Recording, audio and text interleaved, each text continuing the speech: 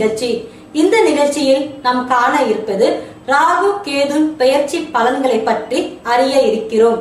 முதலில் மேஷ ராசி நேயர்களுக்கான பலன்களை பற்றி தெரிந்து கொள்ள இருக்கிறோம்.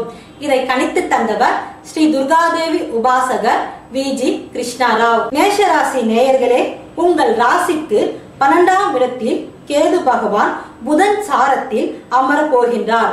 கேது பகவானை குரு பார்வை செய்வதால் இனி உங்களுக்கு பொற்காலமே. இந்த ராசிக்கு 3, 6 கூறிய புதனின் சாரத்தில் அமர்வதால் தொட்டது துலங்கும். கடன் பிரச்சனைகள், வழக்குகள் ஒளிந்தோடும். குடும்பத்தில் சுப நிகழ்ச்சிகள் நடக்கும்.